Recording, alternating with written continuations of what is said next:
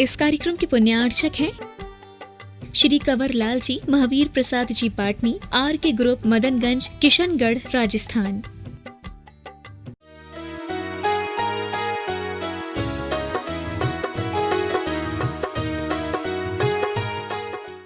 एक दूसरे की सब शिकायत करते हैं, लेकिन कोई ये नहीं कहता है कि मुझे भी गुस्सा आता है। और सब यही कहते हैं मुझे गुस्सा नहीं आता, लेकिन परिवार का दूसरा व्यक्ति जानता है कि इसी को गुस्सा आता है। ये कौन सी विडंबना है भाई? अगर हम अपने मन में स्वीकार करने लग जाएं कि नहीं, गुस्सा हमको भी आता है, आक्रोश हमारे अंदर भी आता है, किसी को मारने का या खुद मर जाने का भाव हमारे अंदर भी आता है, तो ये भाव भी गलत है। और इस तरीके का भाव हमारे अंदर ना आए, इसलिए हमें ऐसे मुनि महाराजों की चर्चा और उनकी इस तरह की चर्या में भी हमें अपना ध्यान लगाए रखना चाहिए। मंगल भवन अमंगल हारी, पारसनाथ जगत हितकारी। सुख संपत सब ही घर आवे, पारस कथा भविक जो गावे। घोर वीर तप करत तपोधन, भयो क्षीण सूखी गलबाही। अस्थि चाम अवशेष रयो तन, नसा जाल झलको जिस माही। औषध अशन पान इत्यादिक, प्राण जाए पर जांचत नाही। दुद्धर अजाक्षिक व्रत धारे, करहि न मलिन धर्म पछताही। एक और परिचय होता है, क्या बोलते हैं इसको? अयाचक व्रत। याचक माने होता है मांगने वाला, और अयाचक माने नहीं मांगना। इसको याचना परिचय कहा जाता है, यांचा परिचय कहा जाता है। कई तरह के उन मुनि महाराज के लिए कष्ट आ सकते हैं, कई तरीके की परेशानियां हो सकती हैं, लेकिन कभी भी अपनी परेशानियों को दूर करने की याचना नहीं करना। शरीर बिल्कुल सूख भी गया हो, बिल्कुल गलबाहें बिल्कुल सूखी दिख रही हो। गलबाहें जानते हो? हाँ, गले की नसें, बाहों की हड्डियां बिल्कुल सूखी भी दिख रही हो, और कोई भी उनके लिए उपचार करने वाला ना हो, औषधि आदि देने वाला ना हो, कोई भी तरह का भोजन पान उन्हें नहीं भी मिल पा रहा हो, तो भी वे कभी उसकी याचना नहीं करते। कुछ लोग कहते हैं कि याचना कर लेना ज्यादा परिचय का काम है, याचना नहीं करना कोई परिचय नहीं है। नहीं समझे? बोले अगर हम किसी से कुछ मांगेंगे, कुछ कहेंगे, याचना करेंगे, तो हमारे लिए एक छोटापन लगेगा, हमें उस याचना का कष्ट महसूस होगा। अगर हम नहीं मांगेंगे तो क्या कष्ट होगा? इसलिए कुछ लोग क्या कहते हैं, याचना कर लेनी चाहिए। याचना करने से आपका अहम पे ठोस लगेगी, आपको अहंकार आपका कम होगा, इसलिए याचना करना जरूरी है। सुन रहे हो? लेकिन यहां तीर्थंकरों ने हमें क्या सिखाया कि याचना नहीं करना। अगर आपने किसी से कुछ मांग लिया, अपनी याचना करके अपनी किसी भी तरह की अपनी स्थितियों की पूर्ति कर ली, तो उसमें क्या परिचय रहा? मांगना कोई अगर यही गुण हो जाता तो फिर हर कोई याचक ही बन जाता। फिर ये अवगुण क्यों कहा जाता? जबकि आप जानते हो कि अगर कोई मांगने वाला होता है तो मांगने वाला अपने आप में बहुत हल्का हो जाता है, छोटा हो जाता है, और देने वाला बड़ा हो जाता है। अगर आपको अपने अंदर ऐसे हल्केपन के भाव लाना है, अगर इस तरीके का हल्कापन आपको बनाए रखना है, तो फिर आप भिखारी बन जाएंगे, भिक्षु नहीं बन पाएंगे। भिखारी में और भिक्षु में अंतर होता है। भिखारी मांगता है और भिक्षु के हाथ में खुद आता है, मांगता नहीं है। मांगने से तो हमारे लिए जो मानसिक कष्ट है वो हो ही नहीं पाएगा, इसलिए बिना मांगे जो हमारे पास में आ रहा है बस उतना लेकर के अपना काम चलाना, मांगना नहीं। और इस तरह की याचना जब छूट जाती है तब बड़े बड़े अवसर पड़ने पर भी, बहुत स्थितियां परिस्थितियां विकट होने पर भी उस किसी भी तरह की चीज की याचना नहीं करना, ये भी अपने आप में एक कष्ट होता है, ये भी अपने आप में एक मानसिक परिचय होता है। आप कभी महसूस करके देखना, जब आपको किसी चीज की जरूरत हो और आप जानते हो कि इस चीज से हमारे लिए ये लाभ मिल जाएगा, और वो चीज आप सोचो कि अगर अपने आप वो चीज हमारे पास आ गई तो ठीक है, हम मांगेंगे नहीं, तो देखना आप कितने दिन में आपके पास आती है। सुन रहे हो? कभी नहीं मिलेगी आपको। बहुत बड़ी बात तो क्या है कि अगर कोई औषधि स्वरूप चीज भी अगर कभी सामने रखी हुई भी दिखाई दे रही हो और किसी ने थाली में भी दिखा दी हो, समझ आ रहा है, और लास्ट तक भी अगर मन में हो कि ये औषधि स्वरूप चीज है, ये अपने सेवन योग्य है, तो जिस दिन चाहिए पड़ेगी उस दिन नहीं मिलेगी। वैसे रोज दिखाई जाएगी, रोज मिलेगी। ये अनुभव करके देखना आप, और इसी से आपको पता पड़ेगा कि याचना नहीं करना अपने आप में एक बहुत बड़ा कष्ट सहन करना है, और इसी को ये मानसिक परिचय कहा जाता है। ऐसे परिचय ये याचना परिचय में गिने जाते हैं। और इसी तरीके के और भी आगे परिचय हैं। अलाभ परिचय।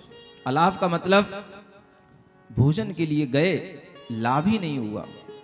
एक तो अंतराय हो जाना अलग होता है, और अलाभ होने का मतलब है कि भोजन से पहले ही कुछ ना कुछ विघ्न आ जाना। चर्या के लिए निकले थे, रास्ते में कोई शव मिल गया, कोई पक्षी मरा हुआ मिल गया, कोई जानवर मरा हुआ मिल गया, कोई चूहे बिल्ली मरे हुए मिल गए, ऐसा कई बार हो जाता है, और वापस लौट करके आ जाते हैं। इसे बोलते हैं अलाभ परिचय। सुन रहे हो?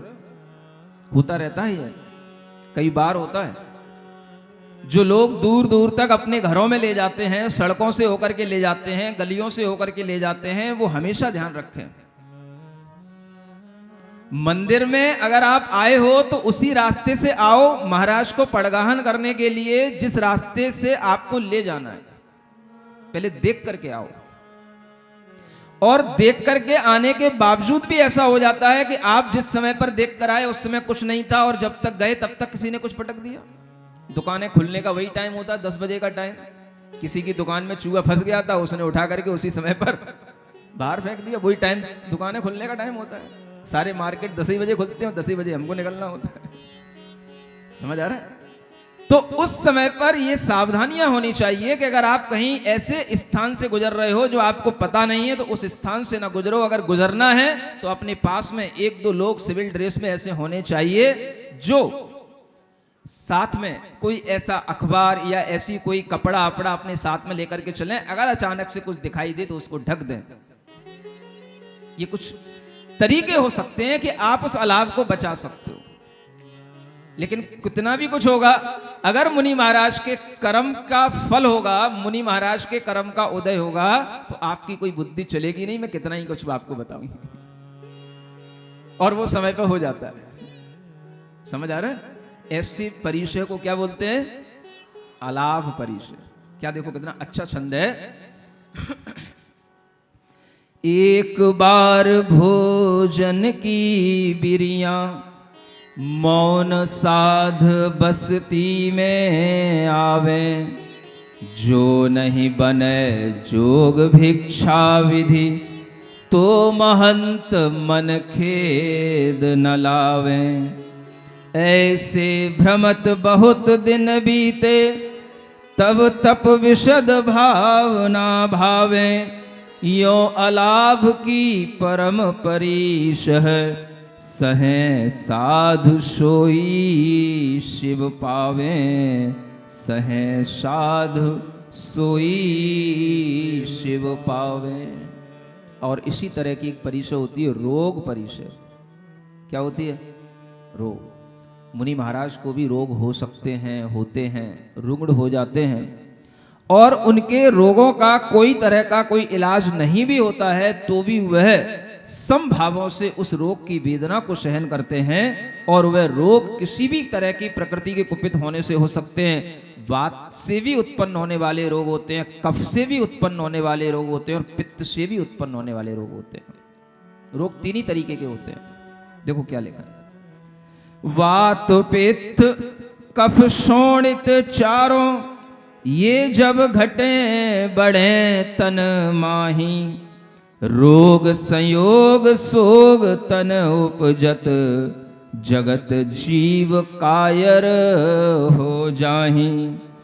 ऐसी व्याधि वेदना दारुण, सहे शूर उपचार न चाहे, आत्मलीन देह सो विरकत, जैन जति जिन नेम निभाए, जैन जति जिन नेम निभाए। क्या बोलते हैं, जैन जति। ये जति भी बहुत जगह चलते हैं, जति की नशिया, जति की नशिया, जति जति। ये जो मैं हरियाणा में था रोहतक इत्यादि की तरफ, तो जति जति बहुत चलता था। समझ आ रहा है? जति माने क्या होता है, यति। जहां पर किसी यति ने कोई समाधि ली हो, उसका कोई स्थान बना हो, उसको बोलते हैं यति की नशिया, जति की नशिया।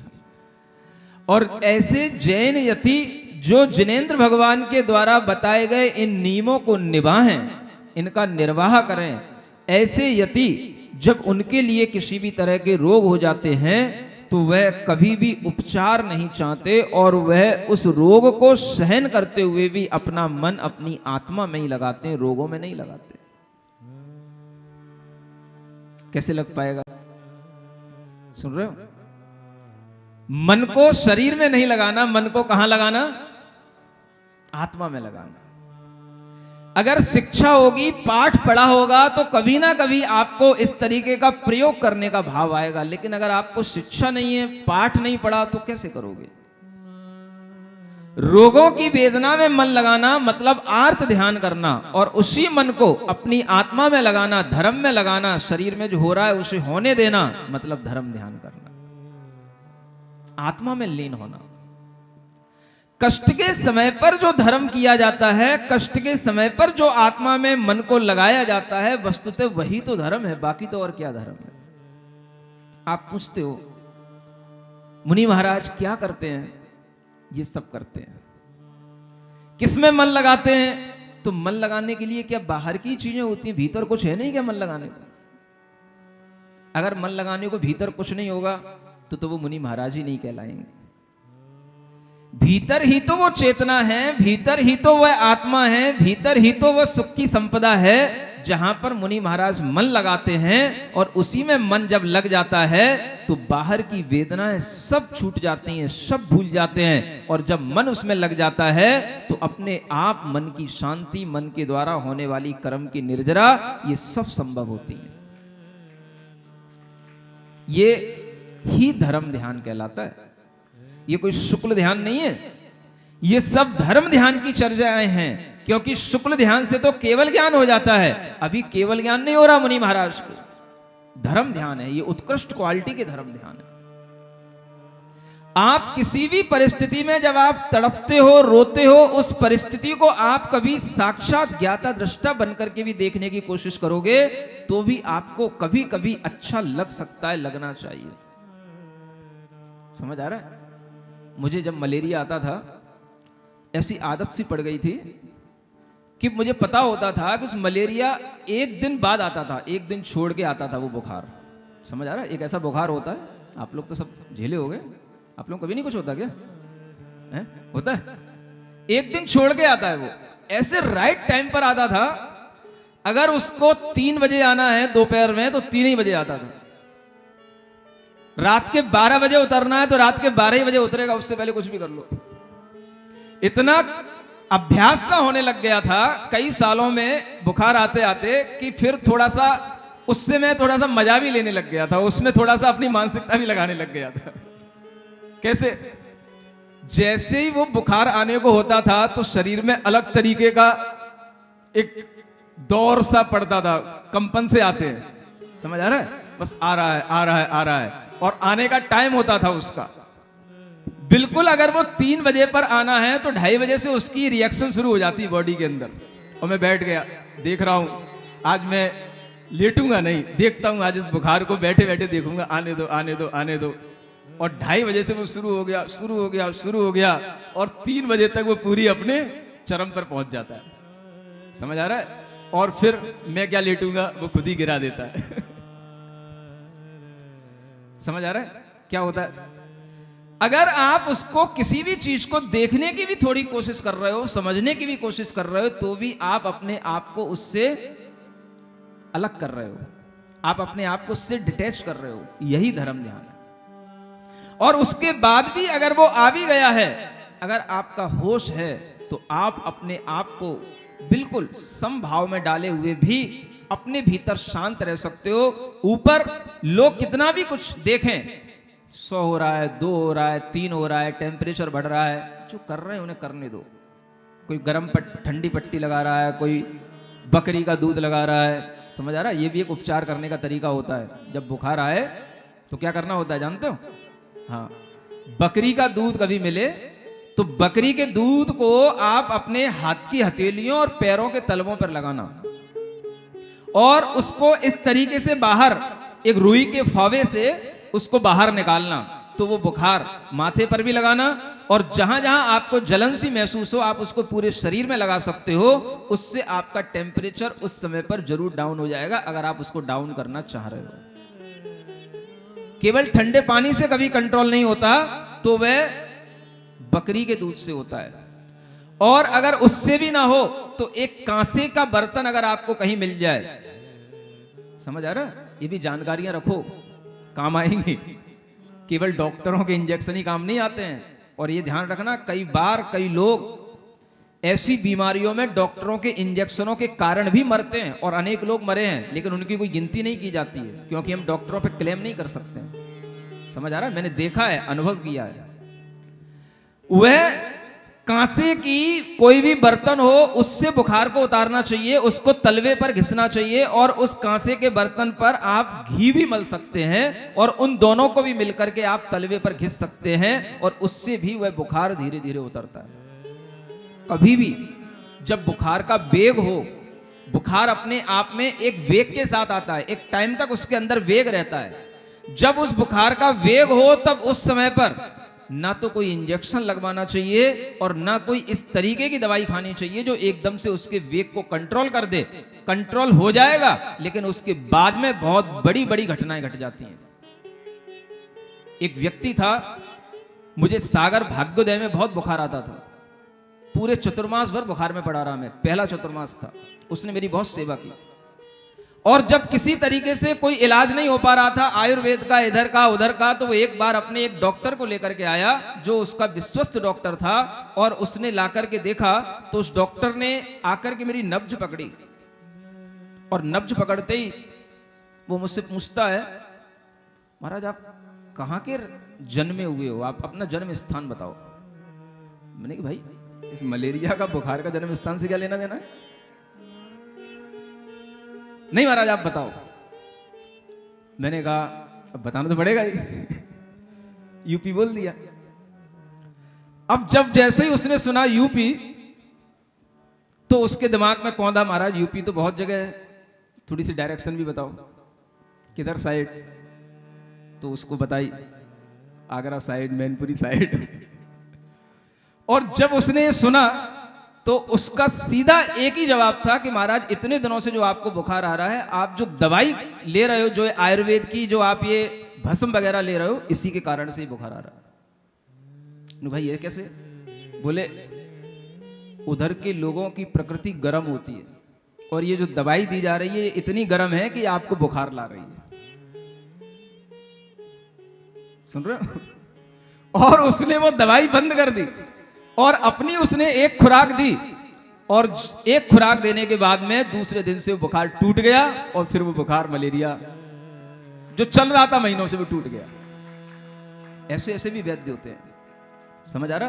अब देखो, मैं आपको एक बात बता रहा हूं, इतना कुशल वैद्य जो मेरे लिए ठीक कर दिया, और जो व्यक्ति मेरे पास लेकर के आया था, मैं आपको बता रहा हूं, आप सोचो, देखो क्या क्या होता है कर्म के उदय में।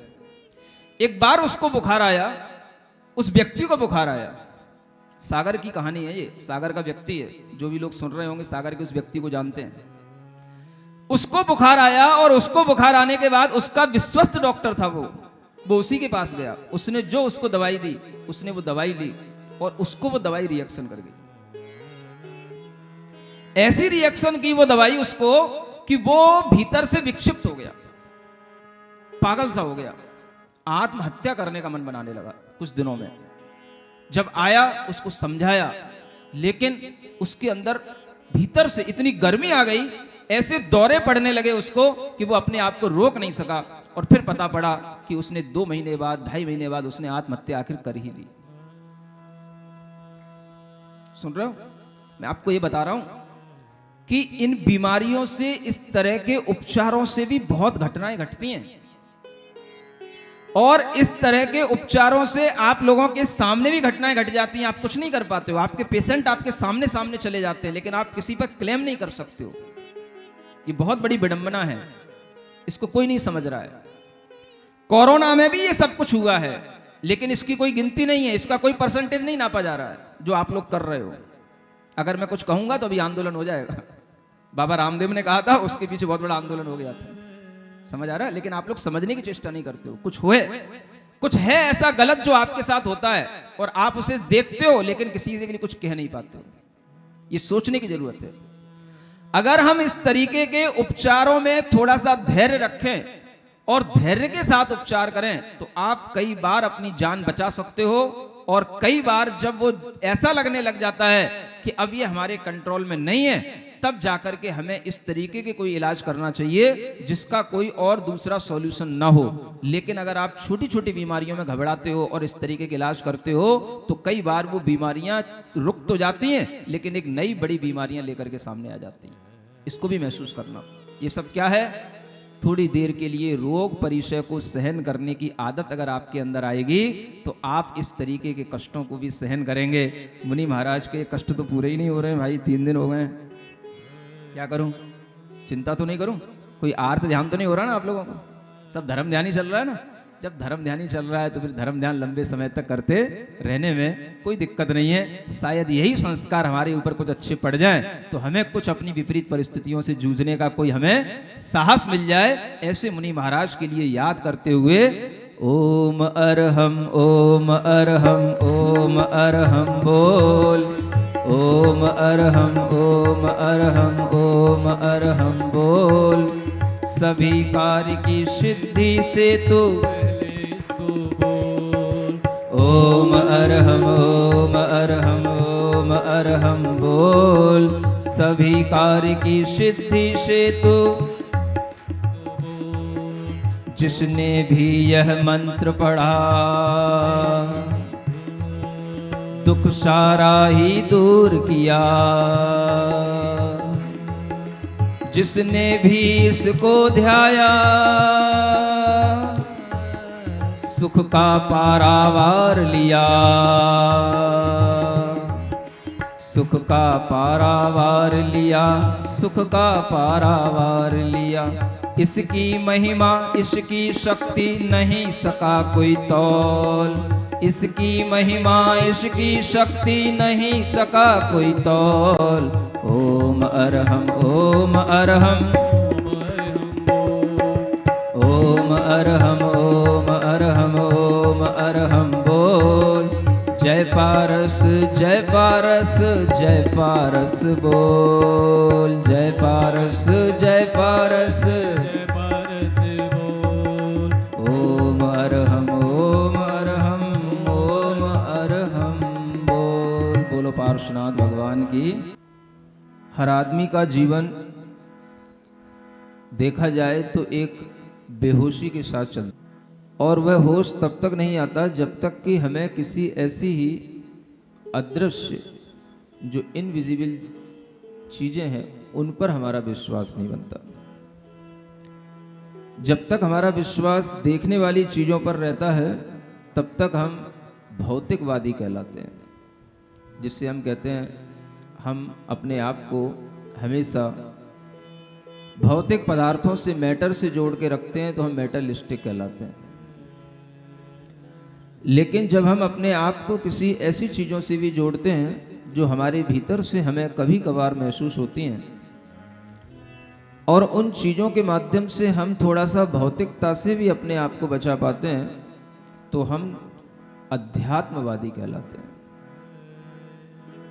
इसे हम स्पिरिचुअलिटी कहते हैं। ये दोनों का ही समायोजन हमारे जीवन में होना बहुत जरूरी है।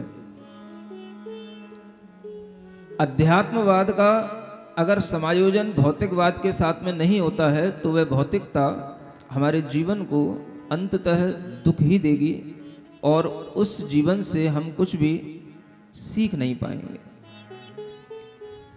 क्योंकि जो जीवन हमें मिला है वो केवल खाने पीने, मौज उड़ाने और अपना निर्वाह कर लेना या अपने परिवार का निर्वाह कर लेने मात्र के उद्देश्य से नहीं मिलता।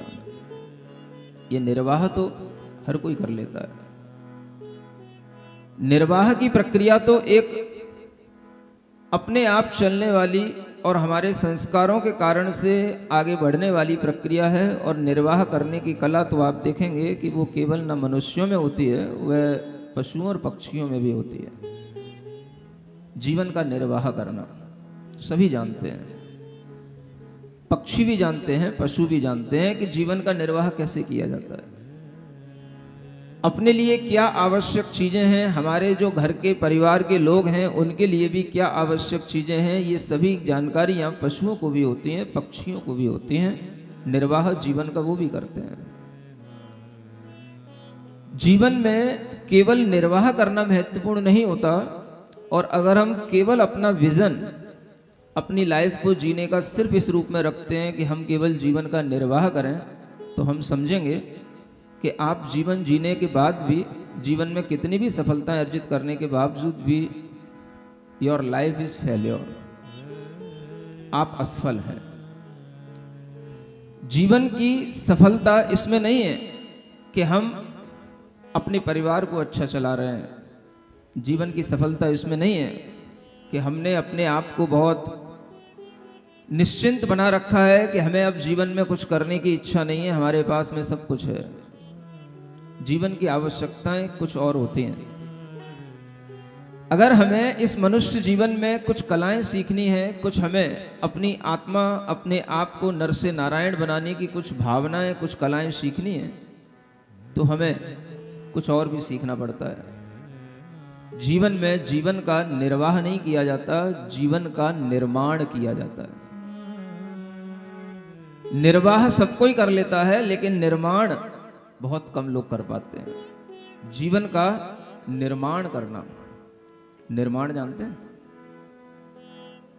निर्वाह करने का मतलब है कि हमारे सामने जो परिस्थितियां हैं हम उन्हें जीने के लिए मजबूर हैं, और हम जैसे भी हैं उन परिस्थितियों को ढो रहे हैं।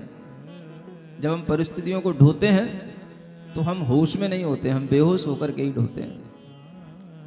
ये बेहोशी का जीवन होता है जब हमें पता नहीं होता है कि हम कहाँ हैं, कहाँ खड़े हैं, कहाँ बैठे हैं, हमें क्या करना चाहिए, क्या नहीं करना चाहिए।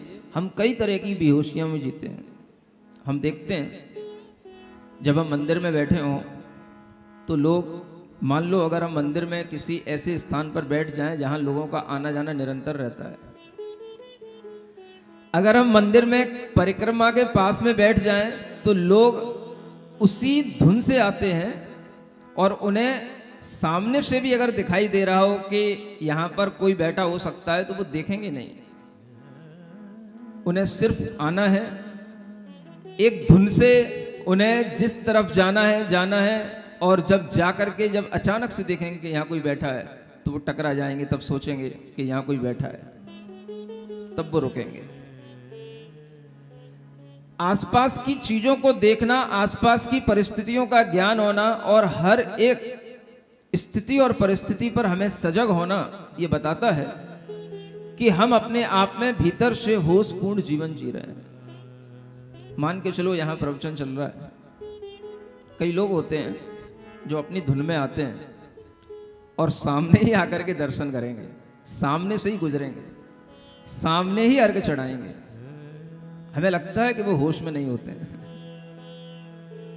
एक होशपूर्ण जीवन हमें बताता है, संभालता है कि हमें कहाँ से गुजरना है, सामने भी देख करके चलें। और हमेशा ये कहा गया है कि केवल अपनी धुन में इतने ना रहें कि आप बिल्कुल मुनि महाराज की तरह नीचे देख करके ही चलते रहें। और मुनि महाराज भी अगर नीचे देख के चलते हैं तो वो भी ध्यान रखते हैं सामने क्या है। नीचे देख के चलना अच्छी बात है, 4 हाथ भूमि को देख करके चलने को कहा गया है, एकदम से गर्दन नीचे करके चलने को नहीं कहा गया है। जब आप 4 हाथ देखेंगे तो आगे 4 हाथ फिर दिखाई देगा, आपको आगे भी पता पड़ेगा कि आगे क्या आने वाला है। ये जीवन में होशपूर्ण जीने के हमें तरीके हमें तीर्थंकरों ने समझाए। और इसी तरह का होश अगर हमारे जीवन में बना रहता है तो हम बेहोशी के जीवन से अपने आप को बचा सकते हैं। आप देख रहे हैं कि भगवान तीर्थंकर पारसनाथ की यह जो कथा चल रही है, इस कथा में भगवान पारसनाथ के जीवन का पूर्व भव जो आनंद महाराजा के रूप में, मुनिराज के रूप में चल रहा है, वो आनंद मुनि महाराज अपने जीवन में और कुछ नहीं कर रहे हैं, अपने आप को भीतर से सिर्फ जागृत बनाए हुए हैं, भीतर से एक होशपूर्ण जीवन जी रहे हैं। जब भीतर से हम होश में होते हैं तो बाहर से कुछ भी हो हम उसके प्रति बिल्कुल ही अनअवेयर होते हैं, हमें उससे कोई लेना नहीं होता, हमें उससे कोई प्रयोजन नहीं होता। और यही वजह होती है कि हम बहुत सारी चीजें बाहर की अवॉइड करके भी अपना जीवन जी पाते हैं, और इसी कारण से हम बड़े बड़े कष्टों को भी सहन कर पाते हैं। ये जीवन जीने की हमें कला इन 22 परिसहों के माध्यम से सिखाई जाती है, 22 परिसहों के माध्यम से बताई जा रही है। हम कितने अवेयर हो सकते हैं, हम कितना अच्छा जीवन जी सकते हैं, हम कितने होशपूर्ण ढंग से जीवन जी सकते हैं, ये हम इनसे कंपेयर करके समझ सकते हैं। यह आनंद मुनि महाराज जो अनेक तरह के परिचय सहन कर रहे हैं, आप पिछले कई दिनों से इन परिचयों का वर्णन सुन रहे हैं। क्षुत, पिपासा, जरा, अनेक तरीके के ये रोग, और इन सबको दूर करने के लिए इन परिचयों को सहन करना, जो 22 परिचयों के रूप में हमारे सामने हैं, और उनमें से आप काफी कुछ सुन चुके हैं। आगे की ये कथा अभी कुछ और परिचयों, उन्हीं कष्टों को सहन करने के लिए ही हमें कुछ और ज्ञान देने वाली है। हम देखते हैं कि इन कष्टों के सहन करने से, इनका ज्ञान लेने से हमारे अंदर किस तरह से वो ज्ञान आ सकता है कि अगर ये कष्ट कभी हमारे ऊपर हो तो इन्हें हम भी सहन कर सकें। उन्हीं आनंद मुनि महाराज के पास में चलते हैं, जो पारसनाथ भगवान की ही आत्मा है, और उन्हीं पारसनाथ भगवान के अंदर जो ये मंगलमय भाव आनंद मुनि महाराज की आत्मा की पर्याय के साथ बन रहा है, वही मंगलता उन्हें तीर्थंकर के रूप में आगे जन्म में ले जाने वाली है। मंगल भवन अमंगल हारी, पारसनाथ जगत हितकारी, सुख संपत सब ही घर आवे, पारस कथा भविक जो गावे। आगे की परिचय है तृण स्पर्श परिचय, इसको बोलते हैं, पेज नंबर 32। सूखे तृण अरु तीखण कांटे, कठिन कांकरी पाय विदारे, रजुड़ आय परै लोचन में, पीर फांस तन पीर विदारे, तापर पर सहाय नहीं वांछत, अपने कर सो काढ़ न डारे, यूं तृण परश परिशह विजयी, ते गुरु भव भव शरण हमारे, ते गुरु भव भव शरण हमारे, ते गुरु भव भव शरण हमारे। देखें, विचार करें, क्या ऐसा भी हो सकता है? सूखे तृण, अनेक तरह के तीक्ष्ण कांटे, और वो कठोर कठोर कांटे अगर पैर में भी लग जाते हो तो ऐसे ऐसे भी संघनन के धारी मुनि महाराज होते हैं कि जो पैरों में कांटे लग जाने के बावजूद भी चलते रहते हैं। पैरों की बिमारियां फट जाएं, पैरों की एड़ियां फट जाएं, पैरों में किसी भी तरह के छाले पड़ जाएं, और फिर भी वह उस परिचय को सहन करते हुए चलते रहते हैं। उनके लिए इस तरह का जो चलने में कष्ट होता है, जो स्पर्श का कष्ट होता है, वह उस स्पर्श के कष्ट को भी जीतते हैं।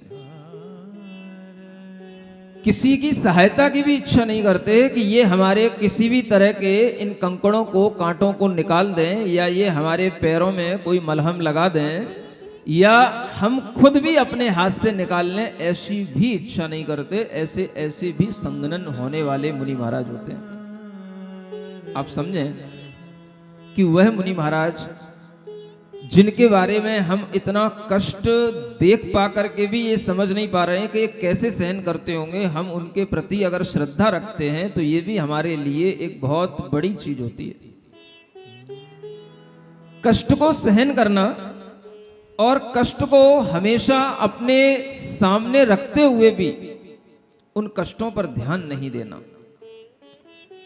किस तरीके का उनके जीवन का वह एक आनंद बन जाता है कि उन्हें लगता है कि इस तरह के कष्टों से भी हमें कोई कष्ट नहीं हो रहा है, ये तो शरीर में जा रहा है, शरीर को हो रहा है। आप कई बार सुनते होंगे भेद विज्ञान करो। क्या बोलते हो? भेद विज्ञान करो। क्या करोगे आप? भेद विज्ञान। भेद विज्ञान करने से नहीं होता। भेद विज्ञान का जीवन जीने वाले जो मुनि महाराज होते हैं वो हमेशा भेद विज्ञानी ही होते हैं और भेद विज्ञान ही करते रहते हैं। आप करने के लिए कोई बैठ जाओगे किसी स्थान पर, आप भेद विज्ञान करने के लिए कोई भावना करोगे तो आप सिर्फ भावना कर पाओगे। भेद विज्ञान तो तभी होगा जब आप होश पूर्वक जी रहे होगे। ये होशपूर्ण जीवन है। इस जीवन में जब मुनि महाराज इस तरह का अपने अंदर होश बनाए रखते हैं कि हमें शरीर में अपने मन को लगाना नहीं, शरीर मेरा नहीं, और शरीर की ममता को त्याग करके अपने आप को चैतन्यमय महसूस करना, ज्ञान दर्शनमय महसूस करना, अपने मन को हमेशा अपनी आत्मा में लगाना, यह होशपूर्ण जीवन है। ऐसा होशपूर्ण जीवन जब बनेगा तब का आनंद ही कुछ और होगा। अभी तो हम केवल मुनि महाराज की कथा सुन रहे हैं और कथा सुनने में भी हमें आनंद आ रहा है, और ये आनंद अगर हमारा बना रहता है तो कभी ऐसा भी आनंद आ सकता है, हम भावना कर सकते हैं कि हे प्रभु, कभी मैं ऐसे भी मुनि महाराज की पदवी को धारण करूं और ऐसे ही अपनी आत्मा में निमग्न रहूं कि मुझे ये बाहरी कष्ट भी कोई कष्ट ना दिखाई दें और मेरी आत्मा में इतनी शक्ति आ जाए, मुझे ये आत्म शक्ति की प्राप्ति हो जाए। मैं ऐसी पारसनाथ भगवान से निरंतर प्रार्थना करता हूं कि ऐसी शक्ति मुझे प्राप्त हो।